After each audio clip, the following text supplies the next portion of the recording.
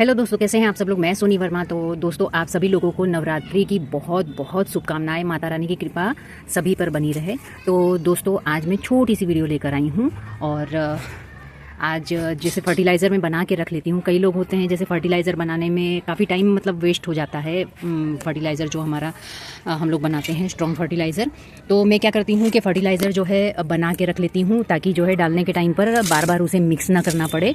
जैसे कि मैंने बताया दोस्तों कि मैं मिट्टी भी तैयार करके रख लेती हूँ और उसमें आप चाहें तो फर्टिलाइज़र बाद में भी मिला सकते हैं अगर मिक्स करके आपने तैयार करके रखा है। और अगर मिट्टी में ही आपने फर्टिलाइज़र वगैरह जो तैयार करके जैसे मिट्टी में ही आपने फर्टिलाइज़र पहले से मिला के बाकायदा तैयार रखा है तो और भी आसान काम हो जाता है। बस आपको क्या करना है, गमले में मिट्टी भर के प्लांट्स को लगा ही देना है।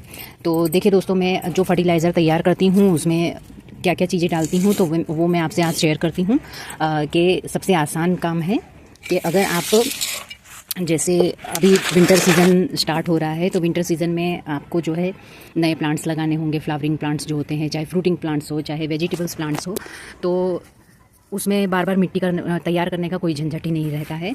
तो उसके लिए मैं बता रही हूँ कि जैसे आप अगर मिट्टी रेडी करके रखते हैं तो बस जैसे मैंने बताया पॉट में भरना ही रहता है, फिर उसके बाद तुरंत प्लांट लगा देना है आपको।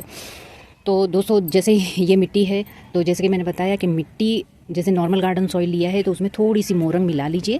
और जैसे आप ज़्यादा मिट्टी तैयार कर रहे हैं तो ज़्यादा क्वांटिटी में ही, जैसे 50% आपने गार्डन सॉइल लिया है तो 20% आप जो है रिवर सैंड ले लीजिए, मिक्स कर लीजिए और उसमें आप वर्मी कंपोस्ट डाल लीजिए। वर्मी कंपोस्ट ना हो तो काऊ डंक डाल सकते हैं, गोबर की खाद जो पुरानी होती है वो डाल लीजिए, एप्सम सॉल्ट डाल लीजिए और थोड़ी सी नीम खली डाल लीजिए। थोड़े से डीएपी के कुछ दाने आप डाल के मिक्स करके आप जो है अपना मिट्टी तैयार कर सकते हैं ताकि विंटर सीज़न में आपको ज़्यादा मेहनत करने की ज़रूरत ना पड़े। प्लांट्स खरीद के लेकर आइए, पॉट खाली हो उसमें मिट्टी भरिए और तुरंत प्लांट्स लगा लीजिए। तो देखिए दोस्तों, मैं ऐसे ही कर रही हूँ आज। और वैसे भी हमारे गर्मी के जितने भी प्लांट्स हैं जैसे गुड़हल है, गुलाब है, टिकोमा है और चंपा है, कई प्लांट्स जो हैं हमारे अब विंटर सीज़न में डोरमेंसी में चले जाएंगे। तो हम लोग क्या करेंगे कि डोरमेंसी में इनको जाने से पहले जो है गुड़ाई करके, खैर अभी नहीं, मैं ये काम जो है अक्टूबर लास्ट में या नवंबर के फर्स्ट वीक में करूँगी। गुड़ाई करके सब में थोड़ी थोड़ी खाद मैं दे दूँगी। तो इसीलिए जो है मैं खाद पहले से तैयार करके रख रही हूँ दोस्तों। तो खाद के लिए मैं क्या कर रही हूँ कि देखिए, मैं जो गोबर की पुरानी खाद है वो इस्तेमाल कर रही हूँ। तो ये देखिए, मेरे पास गोबर की पुरानी खाद थी तो वो इस्तेमाल किया है मैंने। गोबर की खाद है, थोड़ी सी नीम खली ले ली है। ये देखिए, पानी गिरने की वजह से जो देखिए नीम खली भी कैसी हो गई है। तो नीम खली ले लीजिए और इसी में ही मैं जो है एप्सम सॉल्ट मिला लूँगी, थोड़ा सा एप्सम सॉल्ट मिला लूँगी। आप चाहें तो इसमें बोन मील भी मिला सकते हैं और डीएपी के कुछ दाने भी मिलाकर आप रख सकते हैं। तो बस इसी तरह आप जो है दोस्तों खाद अपनी तैयार करके रख लीजिए और अच्छे से मिक्स करके रख लीजिए। ये देखिए, तो ये मैं इसलिए बता रही हूँ ना दोस्तों कि देखिए दो काम हमारा हो जाएगा। एक तो विंटर सीज़न में हम लोग मिट्टी में ये वाली खाद मिक्स करके मिट्टी तैयार करके रख लेंगे तो सिर्फ लगाना ही रहेगा। और जो प्लांट्स हमारे डोरमेंसी में जा रहे हैं, अभी नहीं, अभी की बात नहीं कर रही हूँ मैं, अक्टूबर एंड में मैं डालूंगी ये खाद। तो जो डोरमेंसी में जाएंगे विंटर सीज़न में तो उनको भी जो है थोड़ी थोड़ी गुड़ाई करके मैं खाद दे दूँगी।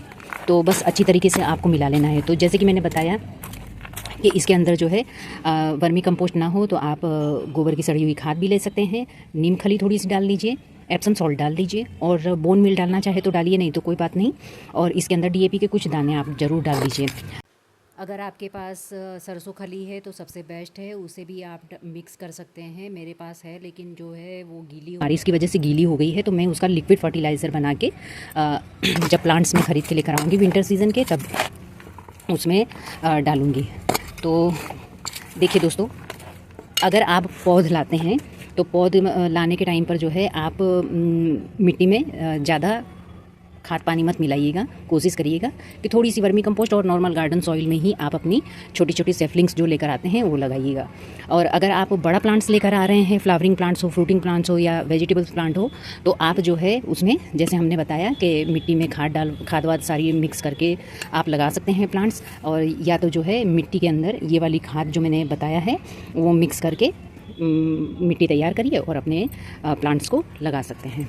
तो दोस्तों, मैं क्या करूँगी, इसी तरह खाद तैयार करके एक बोरी में भर के रख लूँगी और जब जब मुझे अपने प्लांट्स को देना होगा, तब तक जो है मुझे ज़्यादा मेहनत करने की ज़रूरत नहीं पड़ेगी। बस इधर से खाद निकाल के और बस अपने प्लांट्स की गुड़ाई करके, चाहे वो डोरमेंसी में जाने वाले प्लांट्स हो, चाहे जो नए प्लांट्स हम लोग विंटर के ख़रीद के लेकर आ रहे हों, तो उन सब में जो है मैं थोड़ी सी मिट्टी इस तरह से हटा के इस तरह से, ये देखिए इस तरह से एक साइड में भी आप डाल सकते हैं, कोई दिक्कत नहीं, क्योंकि जब हम लोग पानी डालेंगे तो धीरे धीरे ये डिज़ोल्व होता रहेगा और हमारी प्लांट्स की जड़ों को मिलता रहेगा।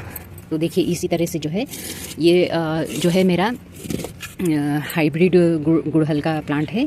इसमें फ्लावरिंग बहुत अच्छी होती है दोस्तों, और ये देखिए इसमें भी कलियां आनी शुरू हो गई हैं, तो ये विंटर में बहुत बढ़िया फ्लावरिंग करता है दोस्तों। तो इसीलिए जो है मुझे इसे खाद देना ज़रूरी था। तो बस इसी तरह से आप खाद दे के और पानी दे दीजिए, और धीरे धीरे जो है खाद डिज़ोल्व होती रहेगी और हमारे प्लांट्स की रूट्स को न्यूट्रिएंट्स मिलता रहेगा।